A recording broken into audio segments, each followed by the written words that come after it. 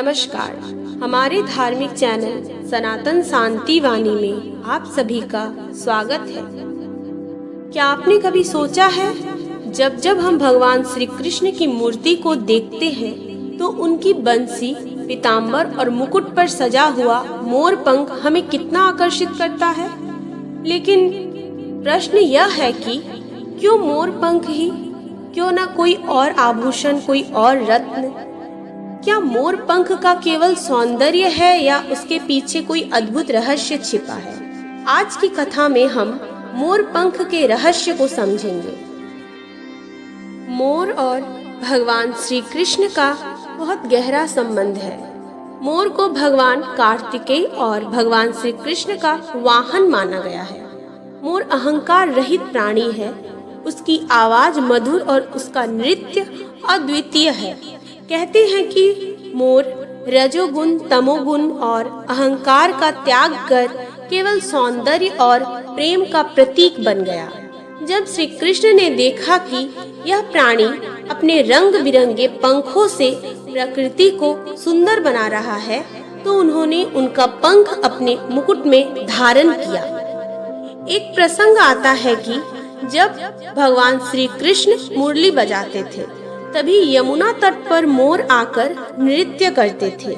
मोर अपने पंख फैलाकर गाने लगते और प्रभु के स्वर में तल्लीन हो जाते। एक दिन एक मोर इतना आनंदित हुआ कि उसने अपने सबसे सुंदर पंख तोड़कर श्री कृष्ण के चरणों में अर्पित कर दिया। प्रभु भाव विभोर हो गए। उन्होंने कहा, तुमने मुझे अपने हृदय का सबसे सुंदर रत्न दिया है, मैं इसे अपने सिर में सर्वदा धारण करूंगा।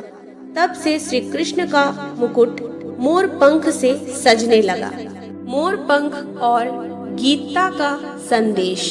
मोर पंख में हर रंग मौजूद है, नीला, हरा, सुनहरा, लाल। यह दर्शाता है कि जीवन में हर रंग का महत्व है। सुख दुख, आशा निराशा, प्रेम विरह, जैसे श्री कृष्ण गीता में कहते हैं, सुख दुख में समान रहना ही योग्य है। मोर पंख जीवन का यही संतुलन दिखाता है। इसीलिए श्री कृष्ण ने उन्हें अपने मुकुट में रखा, ताकि भक्त हर पल जीवन के हर रंग को स्वीकार करना सीखे। एक पुराण कथा के अनुसार देवताओं ने श्री कृष्ण से पूछा, प्रभु आपके पास कौस्तुभ मणि है, दिव्य आभूषण है, फिर भी आप मोर पंख को क्यों धारण करते हैं? श्री कृष्ण ने मुस्कुराते हुए बोला, रत्न मेरे ऐश्वर्य का प्रतीक है, पर मोर पंख मेरे प्रेम का प्रतीक है। मोर का त्याग, उसका भक्ति भाव, उसके पंखों का सौंदर्य, ये मेरे हृदय को प्रिय है। मैं चाहता हूँ कि मेरे भक्त भी ऐसे ही निश्चल और रंगीन जीवन जिए। रासलीला के समय जब गोपियाँ श्री कृष्ण को देखती तो मोर पंख उन्हें बहुत आकर्षण का केंद्र बनता।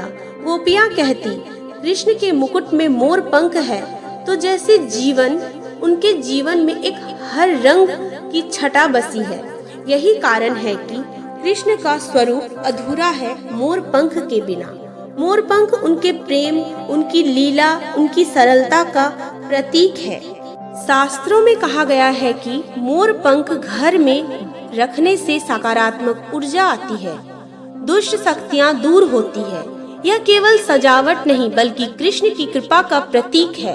भक्त जब मोर पंख देखते हैं तो उन्हें श्री कृष्ण की याद आती है।